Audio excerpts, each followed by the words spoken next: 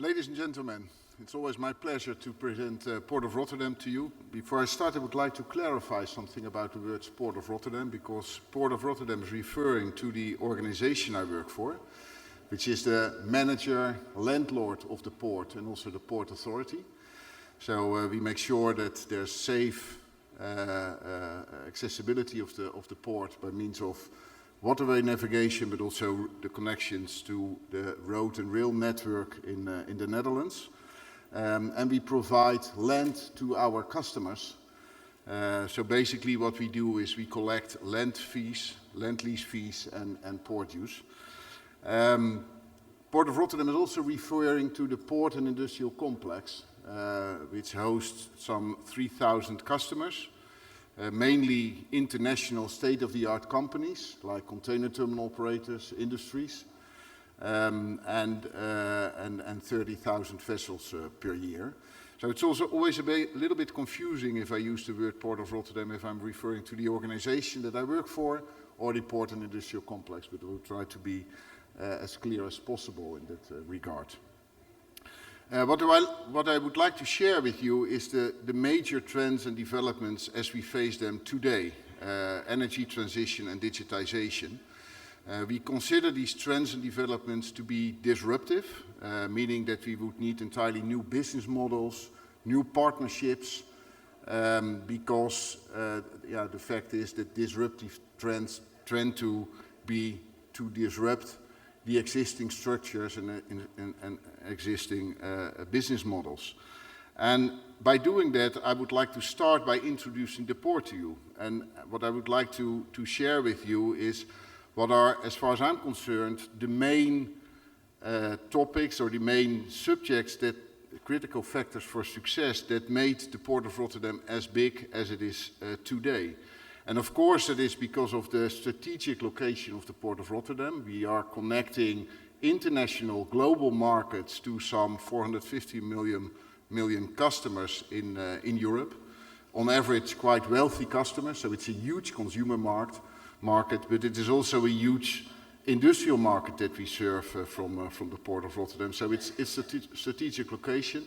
But I think with regard also to the new disruptive trends and development, I think it's fair to say that the more important critical success factors are even the fact that we have established a state-of-the-art ecosystem for port development. Because in the end, a port is the combination of a lot of parties. It is about governments, it is about the port developer, it is about the customers, the industries, the terminals. But it is also about creating a social and environmental climate in which a port can flourish, in which a port can grow. So it's also very much about creating the license to operate and the license to grow. And I think that to be able to establish an ecosystem or a community like that, it is very important to keep in mind that port development, in the end, the only way port development makes sense if it would create social and economic value for a country, for a region. And by creating a good ecosystem for companies to start up their businesses, that's the best way to put it forward. But it is also important to pay attention to the social climate, to nature and to environment. So that's, as far as I'm concerned, the main message. We think regarding energy transition and digitization, Port of Rotterdam is very well positioned to play a leading role. We do have the infrastructures, we do have the companies, we do have the financial means to play a role. But I think it's also interesting for many of you to consider that disruptive trends also mean that there are huge opportunities for new ports and developing ports to step in at a higher level. It is like, when I was thinking about this presentation, I was thinking about a trip to Bangladesh I made in the late 90s of the past century. And that was in the time that the mobile phone, the cell phone, was just introduced. And it was considered to be something in the western part of the world as something, will I ever use a mobile phone or a cell phone? Because, you will always be available for everyone. Everybody can call you everywhere. It was only used in a business environment. And then I had this trip to Bangladesh, and they did not have a network for the houses for normal traditional phones. And it's a very poor country. And what did I see? Many people used cell phones. And it was really surprised me that they were able to use these cell phones. But considering that, you know, the fact is that they were able to step into new innovative technologies to be able to make a step change in communication, whereas they would have to connect all the houses by means of traditional networks, it would have been simply impossible. And I think that's also one of the challenging for new developing ports, that transition, energy transition, digitization, might also be an opportunity for each and every port to step in on these new developments. But to get started, this is Port of Rotterdam. In the left corner, you can see our mission statement, and there's already very clearly stated that it is about creating economic and social value. We as Port of Rotterdam, we have been corporatized in 2004, so some 15 years ago. We do have public shareholders, the national government of the Netherlands and the city of Rotterdam.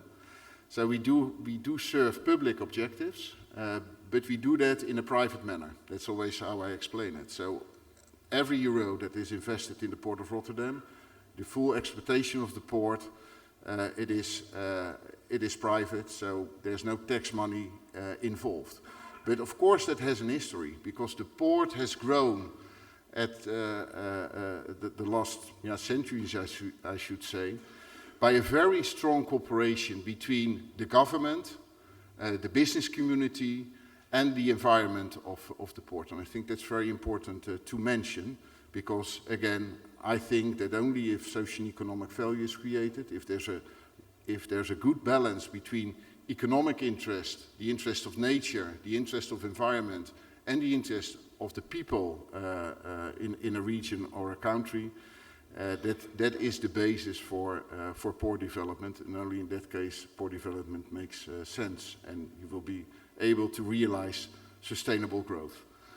The Port of Rotterdam exists out of 6 port areas, upriver, the oldest parts of the ports, and then downriver, in the end, what we call the Maasvlakte area, which is a land reclamation in the sea. The first part of this Maasvlakte area was reclaimed in the late 60s of the past century, and the latest part, what we call the second Maasvlakte area, was reclaimed and delivered in the year 2013, giving the port the ample space it would need for further growth, but also to be able to do this transition to new sources of energy. In the numbers of the port, you can clearly see that there are lots of numbers related to the business that's done in the port. It's 470 million tons of cargo. It is a market share of 37% in Europe, or the region that we operate in. It is the investments in the port, our investments in public infrastructures, and also the profit that we as Port Authority make and that we reinvest in the port, some 254 million euros. That's the business side of it. But the more important side, again, is the socio-economic value that is created. So in the end, it is about 385,000 jobs that are related to the port, directly in the port, but also indirectly all kind of other services related to the port. And it is a contribution of 6.2% to the Dutch gross national product, accounting some 46 billion euros. And I think in the end that is what it is all about, and that's also what's needed to face the new challenges of today. Because, first this slide, because I always show this slide because I was responsible for this project. This is a picture of the second Maasvlakte project, so I always show it. This is a clear example of how to balance economic interests, interest of nature, interest of environment, and interest of the people in the surrounding villages. This project is a 3 billion euro project in basic infrastructures. So land reclamation, the dikes, the sea defenses, the road and rail infrastructure. And that's the infrastructure that's needed to accommodate new, in this case, in this picture you see two brand new container terminals, one terminal from A.P. Møller-Mærsk and the other one is DP World. This project was delivered on time, within budget, and without any legal cases. And that's extraordinary for a project of this size. I think everywhere in the world, but especially also in the Netherlands. And the way that we established that, the way that we will be able to achieve this, this success in this project, was by a very strict, from a very early stage, in the project, a very strong, committed process to all our stakeholders. So we have tried to identify all the interests of the people in the environment, the non-governmental organizations, the government, the future customers, and we really try to get these interests in our plans in a very early stage of the project. And my lesson learned from that project is that you are able to identify these interests in a very early stage and to take that into account into your plans. It will improve the quality of your plans. If you have to adapt your plans in a later stage, it will cost you a lot of money, it will cost you a lot of time. We think that we experience today a change of an era. I think, looking backwards, the last 4 or 5 decades, I think the real last disruptive trend in logistics was the introduction of the container. Because of the introduction of the container, general cargo, well, more or less there is no general cargo left. After that, of course, there has been a lot of changes, but mainly focusing on efficiency. Efficiency in the individual parts of the logistic chain. We think that digitization and energy transition will also be disruptive. Because from automation of individual parts in the chain, digitization is about connecting all the parts of the chain, connecting ports to each other, and that will certainly change the business. Whereas energy transition is very necessary to reduce carbon emission. I will explain something how we approach these challenges, and we think that these challenges, we can turn them into opportunities. And to start with carbon emission and energy transition. This is a picture of the port of Rotterdam. So in colors, that's the port area. It stretches out over 45 kilometers from the most eastern part to the western part, most western parts in the North Sea. Our port is very much relying on fossil feedstocks. We do have 5 refineries in the port. We import some 100 million tons of crude oil, feeding the 5 refineries in the port of Rotterdam and 5 other refineries in the hinterland, in Belgium, in other parts of the Netherlands, up to Germany. All these industrial complexes in the port of Rotterdam, port of Antwerp, and in the Ruhr area in Germany, they are all connected by pipelines, by means of pipelines. In that area we host 9 naphtha crackers, and there's lots of chemical industries. That's the basis for our port. Some 45% of the throughput in the port is liquid bulk, and another 32% is dry bulk, very much related to the fossil feedstock-related industries. We think that these industries will survive for the next decades. We don't believe that the transition from oil to renewable feedstock will be a process that will occur overnight. It will take decades, we think, to do that transition, but we are very sure that this transition will take place, and it will not take place tomorrow, or in 10 years from now, or in 20 years from now.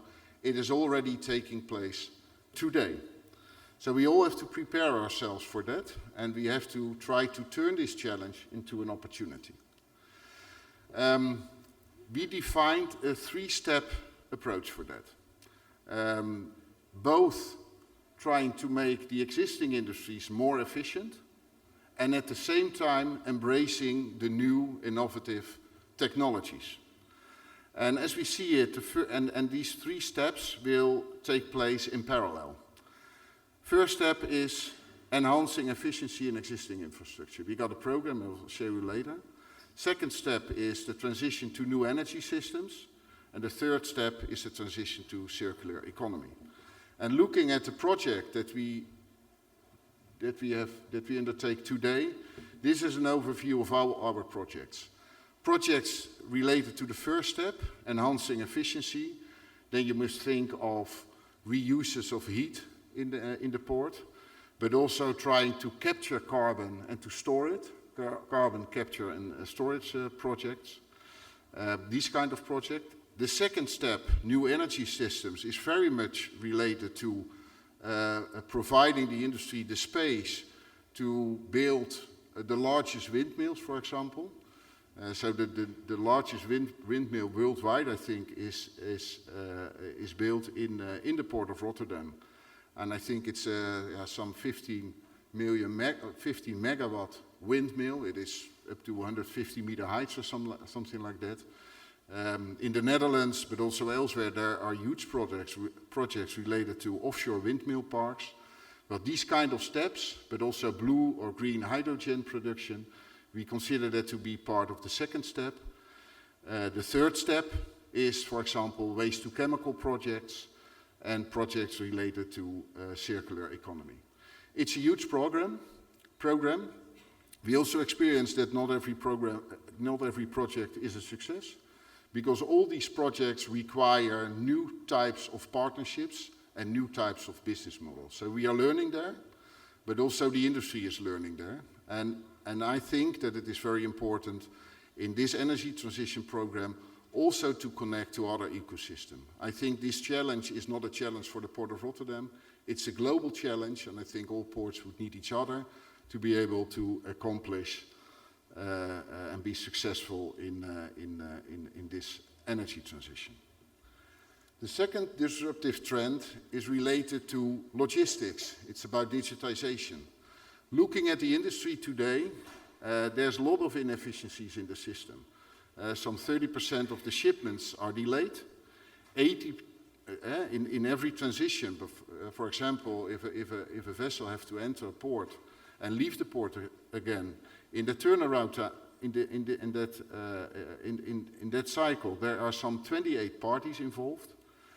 44% of the executives describe supply chain visibility as a top priority for their company, and 25% of the trucks on the road is still empty. The rate of digitization in the port-related logistics is far behind digital developments in other industries. And we see today already that the world is in transition also with regard to digitalization.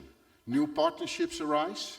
Alibaba and Maersk Line, for example. It's a combination of companies. Nobody could expect that this combination would be there today, 10 years ago. There are new companies in the battlefield, and there will be new technologies.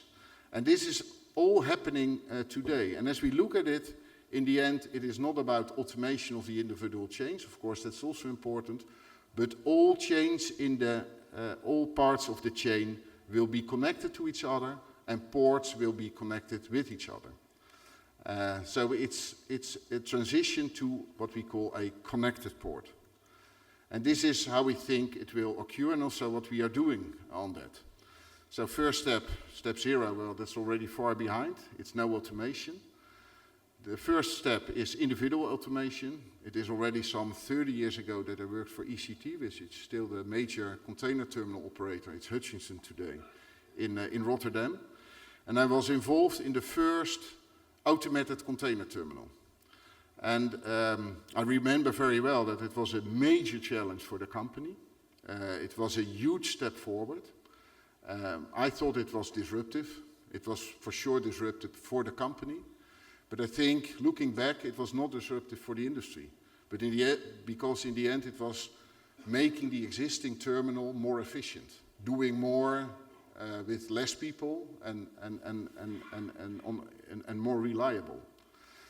The next steps are integrating systems in the port to each other. In Port of Rotterdam, we already, some 20 years ago, introduced a port community system together with all the companies, made it easier to exchange information from the shippers and the shipping lines with customs and the port authority. And of course, this system has grown. And again, I think that was already a step forward, but we will go further, because now we are also looking at systems integrating the port to the hinterland. And in the end, we think that it will be connected port and connected and logistic chains. That's the future, and we think that this future is not far away. Of course, we're also working on things like blockchain. We do have a project together with ABN AMRO Bank and Samsung and Port of Rotterdam to create a blockchain over all these chains over all these parts of the logistic chain. That's in the end. That's my presentation. What I would like to ask you, or like to request to you, is looking at these developments. We think it will occur. We think we want to be, as Port of Rotterdam, we want to be one of the first adapters of these new innovative challenges that are there. But we also very strongly believe that we won't do this alone. We need to connect to other ecosystems, to other ports. I think the global cooperation, the cooperation from Port of Rotterdam with other ports, is one of the key factors for success. And I would like to invite you all, if there's interest to you, to seek for a partnership or collaboration with Port of Rotterdam, to see if we can define opportunities for both your ports or your terminals and Port of Rotterdam. We would be very open to discuss that with you and to see if we can further work together and explore these opportunities. Would like to thank you very much.